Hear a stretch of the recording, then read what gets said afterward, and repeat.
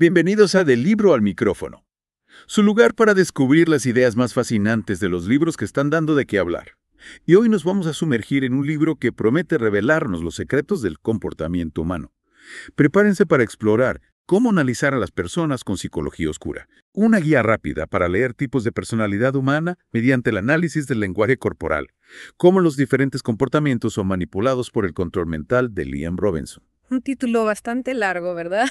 Pero no se deje intimidar por el título. En esta inmersión profunda vamos a desmenuzar las herramientas clave para que usted, querido oyente, pueda descifrar lo que la gente realmente dice con su cuerpo, más allá de las palabras. Exactamente. ¿Ya? Vamos a ir más allá de las palabras y a enfocarnos en esas señales no verbales, en ese lenguaje corporal que muchas veces revela más de lo que imaginamos. Nuestra misión hoy es darle una especie de atajo para entender estas dinámicas humanas tan complejas, pero sin abrumarlo con información densa.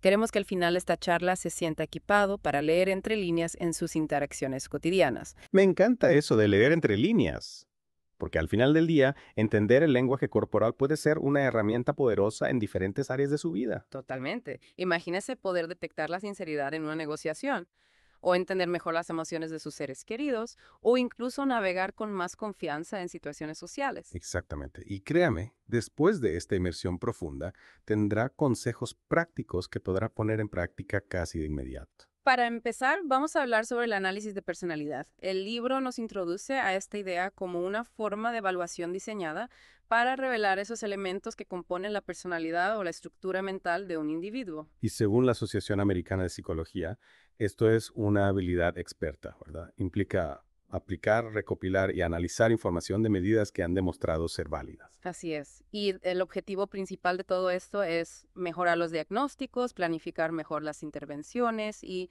algo muy importante, predecir con mayor precisión la conducta en diferentes contextos. O sea, tener una idea más clara de cómo se va a comportar la gente en diferentes situaciones. Exactamente, ya sea en el ámbito científico, legal o laboral. Lo que me parece fascinante es que estas evaluaciones tienen una historia que se remonta a la década de 1920. Sí, se empezaron a usar para ayudar en la selección de personal, especialmente en las Fuerzas Armadas. Imagínense. Desde entonces su uso se ha expandido a áreas como la orientación vocacional, la evaluación para empleos y el bienestar laboral. Y estas pruebas, que a menudo son cuestionarios con preguntas específicas y formas definidas de aplicarse y analizarse, buscan identificar esas cualidades y características que son particulares de la personalidad de cada individuo. Pero el libro nos advierte sobre algo fundamental, ¿no? No todas las personalidades encajan en todos lados. Claro.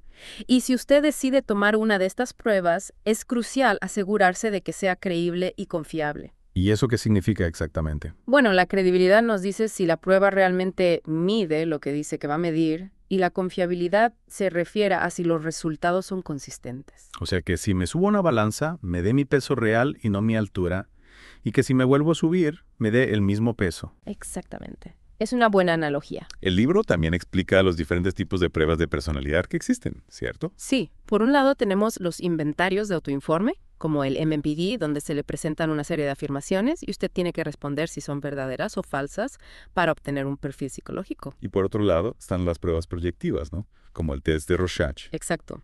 Ese famoso test con las manchas de tinta ambiguas, que busca evaluar las preocupaciones y conflictos inconscientes a través de cómo interpretamos esas manchas. Es interesante cómo la mayoría de estas herramientas se basan en lo que la persona piensa de sí misma. Sí, son subjetivas. Se trata de cuestionarios donde uno se autoevalúa o informes que hacen otros sobre uno. Los intentos por crear pruebas de personalidad objetivas, basadas en el desempeño real, han sido muy pocos. Es cierto, aunque se menciona el trabajo de Raymond Cattell en este sentido. Y claro, al ser tan directas, estas pruebas donde uno responde sobre sí mismo son vulnerables a que la persona no se conozca bien, tenga ideas equivocadas sobre sí misma o incluso intente dar respuestas falsas, dependiendo de para qué está tomando la prueba. Por supuesto, las primeras formas de evaluar la personalidad se crearon hace un siglo para ayudar a seleccionar gente, especialmente para el ejército. Y desde entonces han aparecido muchísimos inventarios de cuestionarios. Cada uno con sus propias características. El libro menciona que la industria de la evaluación de la personalidad en Estados Unidos mueve miles de millones de dólares al año. Una cifra impresionante. Eso nos da una idea de lo importantes que son en muchos ámbitos. La asesoría personal, la psicología clínica, las empresas, el mundo laboral. La personalidad juega un papel crucial para determinar si encajamos en un lugar, no solo por nuestras habilidades, sino también por nuestra forma de pensar y nuestro estilo de trabajar.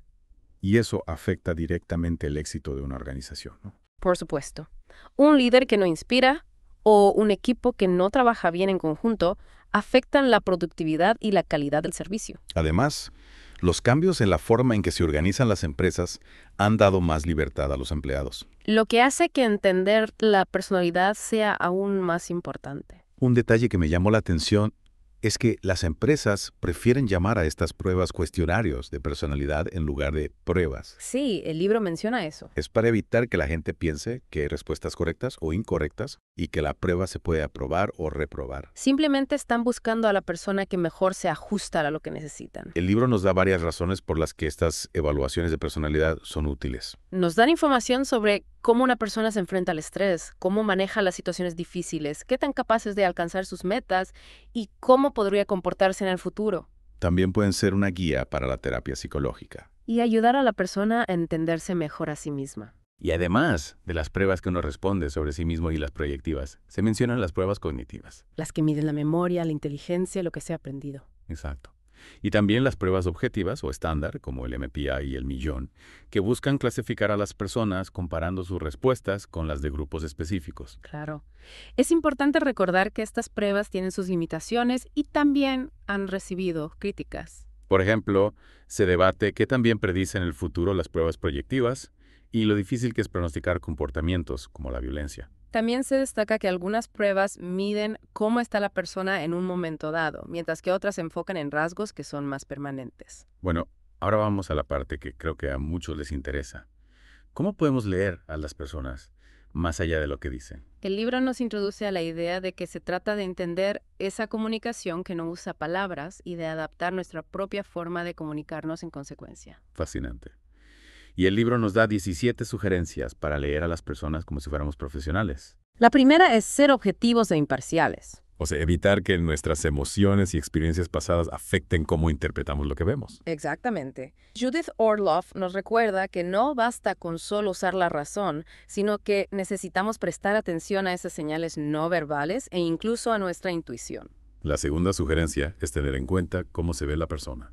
Su ropa, sus accesorios, todo eso puede darnos pistas sobre su ambición o sus valores. Sam Gosling habla de las afirmaciones de identidad. Esas cosas que elegimos mostrar, como una camiseta con un mensaje o un tatuaje, que intencionalmente comunican cómo vemos el mundo y qué valoramos.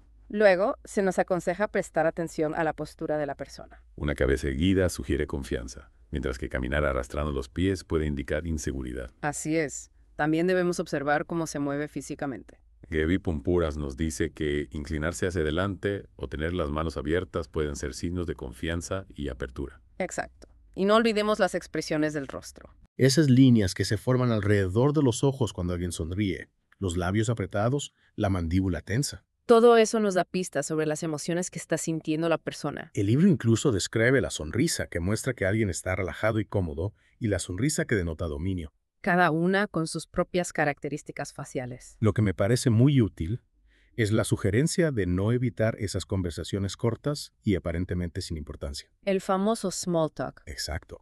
Pueden parecer triviales, pero nos ayudan a establecer una base de cómo se comporta normalmente una persona. Lo que luego nos facilita detectar cualquier cambio o desviación de esa norma. Como se menciona en El lenguaje tranquilo de los líderes, es crucial tener este punto de referencia. También se nos anima a analizar el comportamiento general de la persona en lugar de fijarnos solo en acciones aisladas. Una acción como mirar al suelo puede tener diferentes significados dependiendo de la persona. Claro. Daraikui nos aconseja que desarrollemos esa base de comportamiento normal para poder identificar cuando hay algo diferente en su tono de voz, su velocidad al hablar o su lenguaje corporal. Y aunque parezca obvio, el libro nos recuerda que debemos escuchar atentamente las palabras que usa la gente. Prestando atención a esas implicaciones que a veces son muy sutiles. Por ejemplo, cuando alguien dice, este es mi segundo ascenso, revelando que ya había logrado uno antes. Exacto, esos pequeños detalles que a veces pasamos por alto. Y aquí es donde se pone interesante.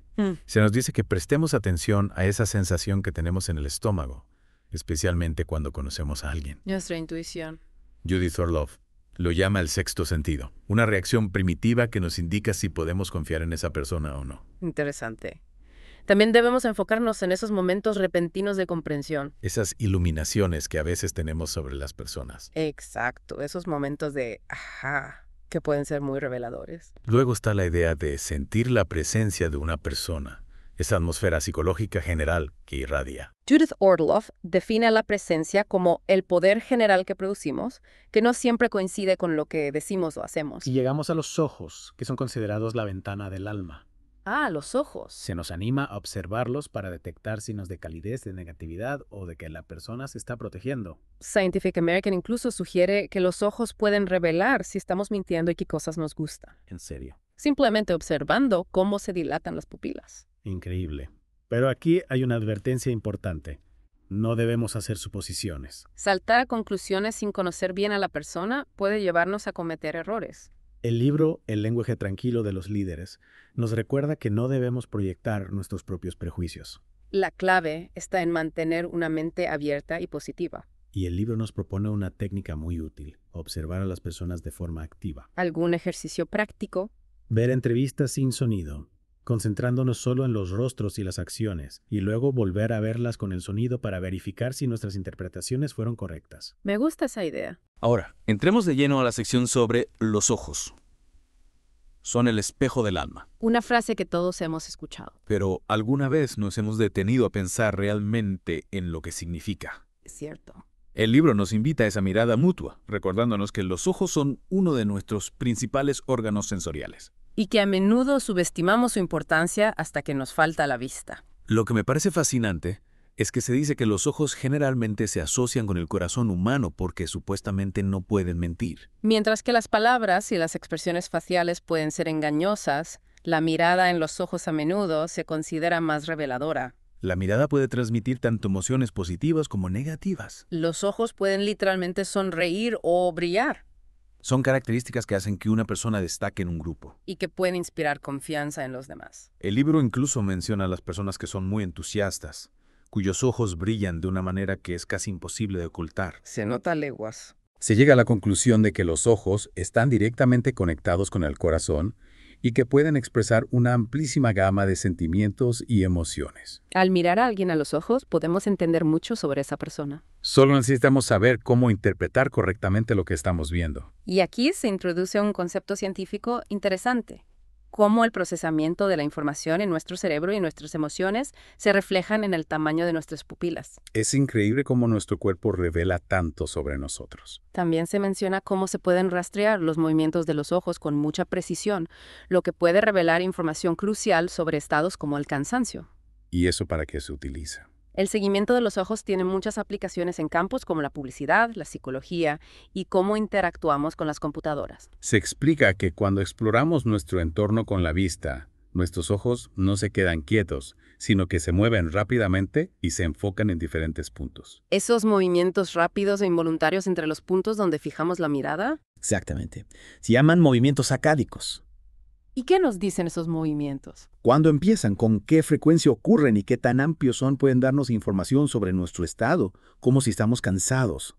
Un estudio de Finke y otros investigadores mostró cómo estos movimientos sacádicos se relacionan con la fatiga en personas con esclerosis múltiple. O sea que los ojos no solo reflejan emociones, sino también nuestro estado físico. Así es. Piénselo como una cámara que rápidamente salta entre diferentes puntos de enfoque. Esos movimientos rápidos son los sacádicos. Se mencionan diferentes métodos que se utilizan para detectar las pupilas en videos, algo que es esencial para poder rastrear los movimientos oculares. ¿Y cuáles son esos métodos? Está el método de proyección, que se basa en que la pupila es oscura, pero es sensible a las sombras y a las pieles oscuras. Luego está el cambio de hue, que busca la forma redondeada del iris, que tiene un tamaño más constante después de que nacemos. Y finalmente, el enfoque dependiente, que es un método más complejo que usa cálculos matemáticos para encontrar el centro de los patrones oscuros y circulares del iris y la pupila. ¿Y cuál es el objetivo principal de esos métodos? Poder rastrear con precisión el tamaño de la pupila, ya que éste refleja nuestros estados emocionales y cognitivos. Bueno, ahora pasemos a cómo las señales pueden tener significados completamente diferentes dependiendo del contexto. El libro nos explica que las señales convencionales, como el sonido de un silbato, pueden sonar exactamente igual, pero su significado cambia radicalmente según la situación. Claro. Un silbato de un policía no significa lo mismo que un silbato de un árbitro en un partido de fútbol. Exactamente. Lo que es importante entender aquí son los signos etimológicos, es decir, las palabras como indicadores lingüísticos. O sea, para comprender lo que alguien nos está diciendo, primero necesitamos percibir cómo articula las palabras. Ya sea escuchando o viéndolo hablar.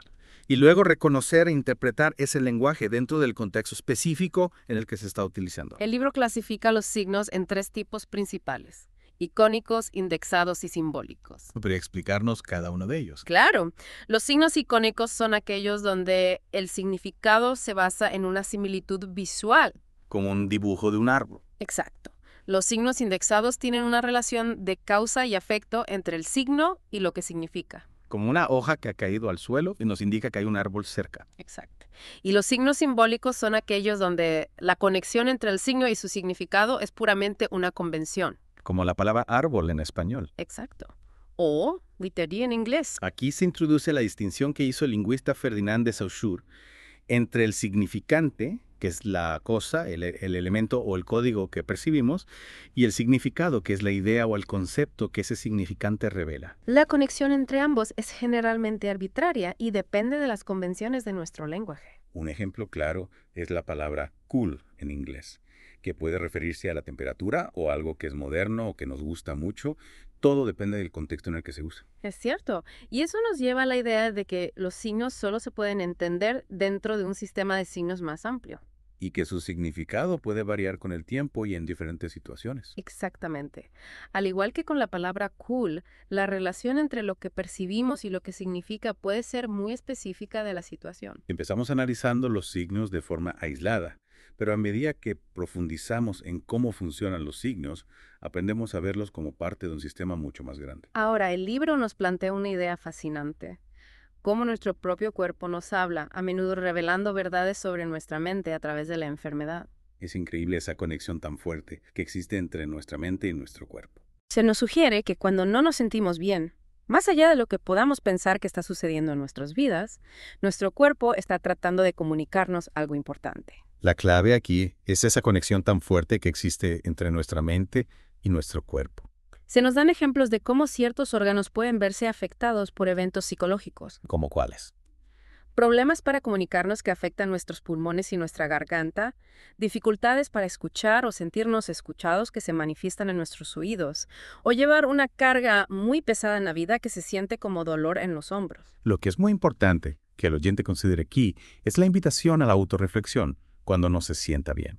Más allá de un simple dolor muscular o un hueso roto, su cuerpo podría estar tratando de decirle algo mucho más profundo. Se nos anima a que pensemos en qué está pasando en nuestras vidas, a que nos sentemos en silencio, respiremos profundamente y le preguntemos a nuestro propio cuerpo cómo se siente. Considerándolo como algo distinto de nuestra mente racional. El libro nos recuerda que no siempre tiene que ser un gran drama para que perdamos ese equilibrio. Un día lleno de muchas tareas puede tensar nuestro cuerpo y desequilibrarnos. Apotar, en sentido figurado, impacta nuestro sistema digestivo. No tener tiempo afecta nuestra mente, nuestro corazón y nuestros pulmones. Y aunque nuestra primera reacción sea buscar una solución médica para aliviar los síntomas que sentimos, el libro nos sugiere que esto es como poner una curita sin abordar los problemas que están realmente causando esos síntomas. Se nos anima a que nos preguntemos por qué nuestro cuerpo no se siente seguro y qué es lo que quizás no estamos entendiendo de nuestra propia situación.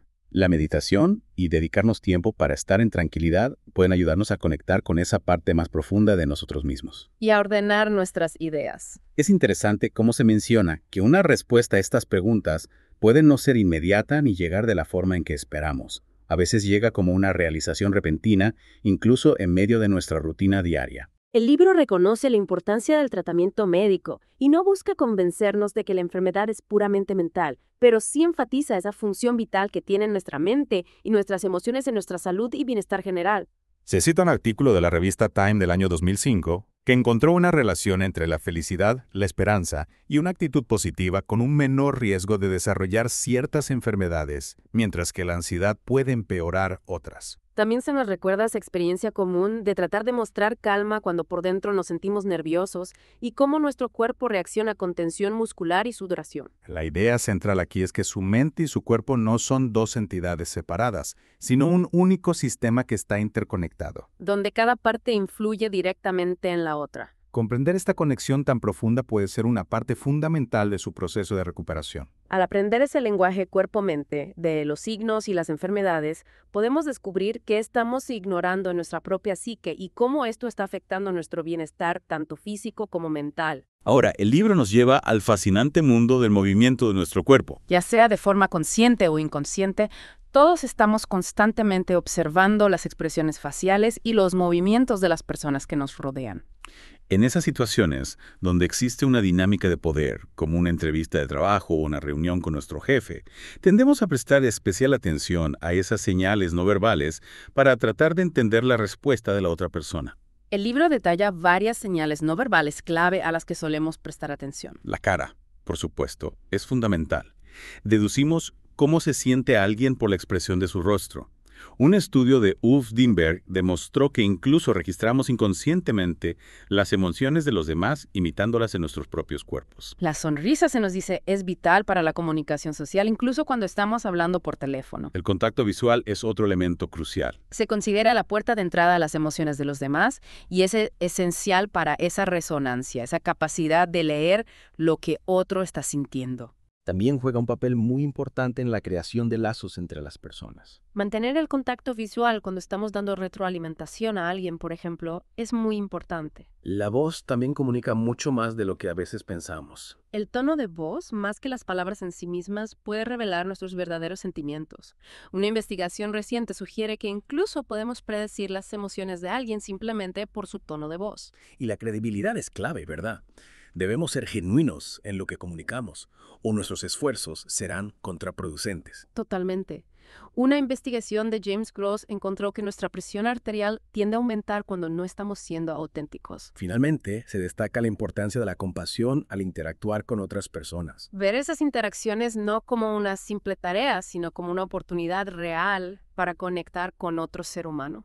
Recordando que todos pasamos por momentos difíciles en nuestras vidas. Un supervisor que muestra compasión, según varios estudios, logra un mayor compromiso y un mejor rendimiento por parte de su equipo. Es interesante cómo el libro menciona brevemente el hablar de forma gesticulada como una técnica que se utiliza en el análisis de conducta aplicado para ayudar a personas que aún no han aprendido el lenguaje a comunicarse. Se basa en la motivación, la diferenciación de estímulos, la retroalimentación y el refuerzo. Se nos da una breve historia de este método, desde las teorías de B.F. Skinner hasta su desarrollo en la década de 1970 por Sundberg, Carbone y Partington, para tratar esas dificultades en el lenguaje, especialmente en jóvenes con autismo. El libro luego amplía la definición de comunicación no verbal, incluyendo no solo el lenguaje corporal o la kinésica, sino también la distancia que mantenemos con otros o prosémica, el entorno físico y nuestra apariencia, la voz o paralenguaje, el tacto o háptica, cómo usamos el tiempo o cronémica y el comportamiento de nuestros ojos u oculésica. Incluso en la comunicación escrita hay elementos no verbales como nuestra caligrafía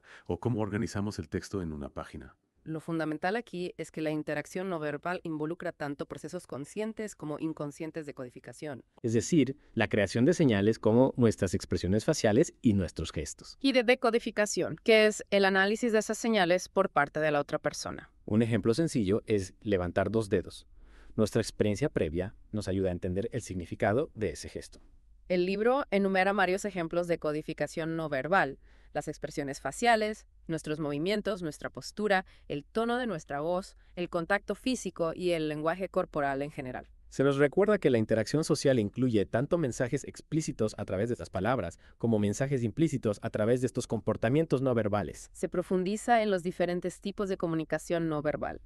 Las expresiones faciales, el lenguaje corporal y la postura, los gestos, el contacto visual, el tacto, el espacio personal y la voz. Finalmente, se nos ofrece un consejo clave para mejorar nuestra interacción no verbal: prestar atención total al momento presente. Es un proceso rápido y constante que requiere toda nuestra concentración para poder captar todas las señales y los matices que se están comunicando. Ahora, el libro nos introduce al fascinante campo del análisis de comportamiento, también conocido como ingeniería conductual. Se define como el estudio científico de cómo usar estrategias basadas en los principios del aprendizaje para modificar comportamientos que son socialmente importantes. Es una forma muy activa de análisis, diferente de conductismo radical y del análisis experimental del comportamiento. Lo que es fundamental entender aquí es que el ABA busca modificar el comportamiento analizando la conexión funcional que existe entre la respuesta que se quiere cambiar y el entorno en el que ocurre.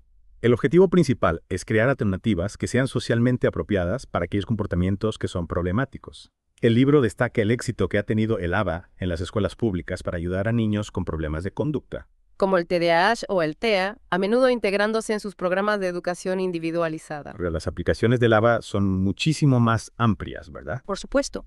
Se mencionan intervenciones tempranas e intensivas para el autismo, la rehabilitación después de lesiones cerebrales, el estudio de los factores que influyen en el comportamiento delictivo, la prevención del VIH, la educación en general, la gerontología, el bienestar físico y el ejercicio, la seguridad en las industrias, la adquisición del lenguaje, diferentes tratamientos médicos, la forma en que criamos a nuestros hijos, la terapia psiquiátrica, el uso del cinturón de seguridad, las enfermedades mentales graves, los deportes, el abuso de sustancias, la ansiedad, los trastornos alimenticios e incluso la gestión de zoológicos y el cuidado de los animales. El libro explica que el análisis de comportamiento estudia los principios del aprendizaje y nuestras acciones, buscando definir, comprender, predecir y transformar nuestros comportamientos, teniendo en cuenta tanto los factores biológicos como los ambientales. Se mencionan 3 ramas principales: el análisis conceptual, el análisis experimental y el análisis aplicado del comportamiento. El ABA se centra específicamente en aplicar estos principios para abordar las necesidades de las personas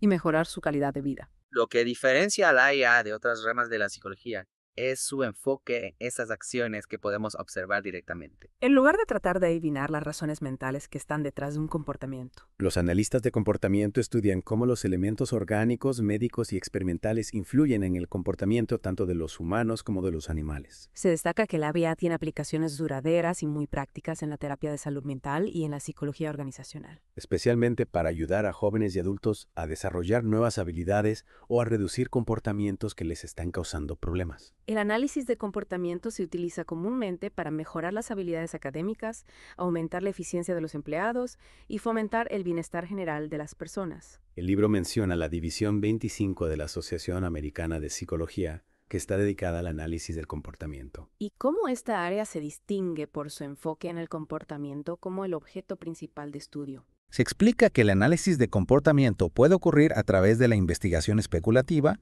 el análisis de comportamiento aplicado y el análisis conceptual.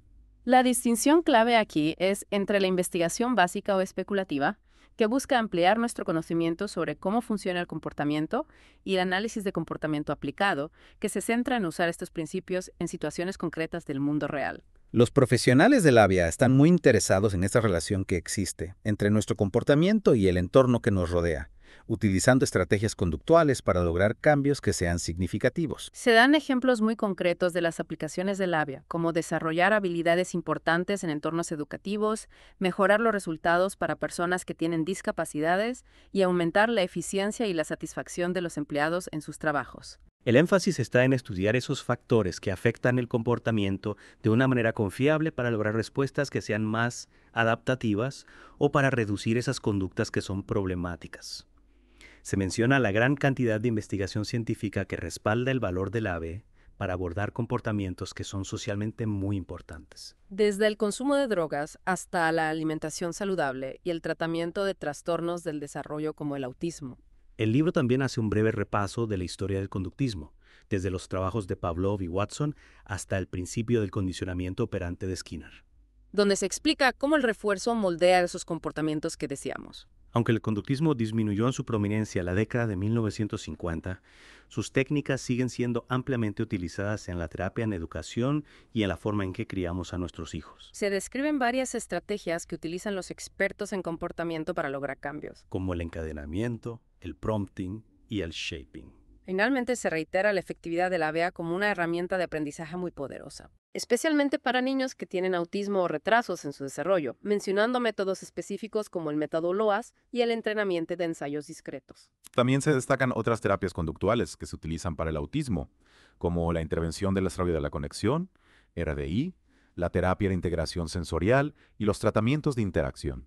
Ahora, el libro nos invita a reflexionar sobre cómo mostrarnos a otros, comenzando con la idea de que la verdadera apreciación por las demás personas comienza por el amor propio. Se enfatiza que uno mismo es la persona más importante en su propio mundo y que la conexión que tengamos con nosotros mismos es lo que moldea el tipo de vida que vamos a vivir. Lo que es crucial entender aquí es que el amor propio no es solo un estado mental pasajero, sino más bien una colección de acciones y rutinas que debemos integrar de forma consistente en nuestro día a día. El libro recomienda dedicar tiempo y espacio para prácticas de meditación como una forma muy efectiva de cultivar la autoaceptación y reducir los niveles de estrés. También se nos anima a aceptar ese malestar, a reconocer y permitirnos sentir esas emociones que consideramos negativas en lugar de tratar de reprimirlas o ignorarlas. Se subraya la importancia de comprender nuestra propia historia de vida, buscando esas razones profundas que están detrás de nuestras emociones negativas y de nuestras acciones pasadas. La mayoría de esas partes de nosotros mismos que no nos gustan tanto tienen una explicación válida para su existencia. La atención plena se presenta como una herramienta vital para poder liberarnos de esas jaulas mentales que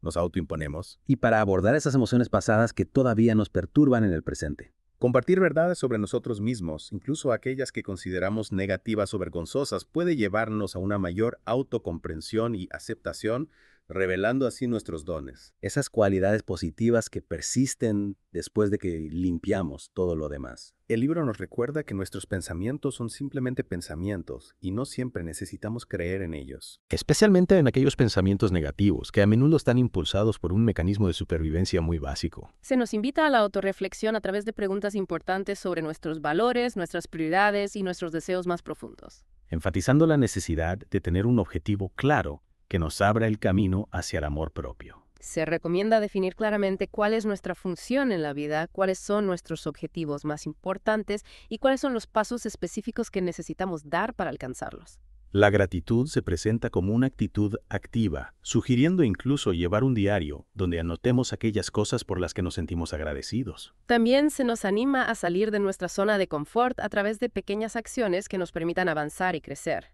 Una advertencia importante es que a medida que usted mejore y avance en su camino, es posible que otras personas intenten derribarlo o frenarlo. Por eso, es crucial rodearse de personas que realmente lo apoyen y lo impulsen hacia adelante. Finalmente, se nos aconseja aceptar nuestras emociones tal como son, sin juzgarlas, reconociendo el valioso papel que juegan al darnos información importante sobre nuestras vidas y evitando esos mecanismos de afrontamiento que no son saludables para manejar las emociones negativas. Pasamos ahora a explorar las diferentes formas de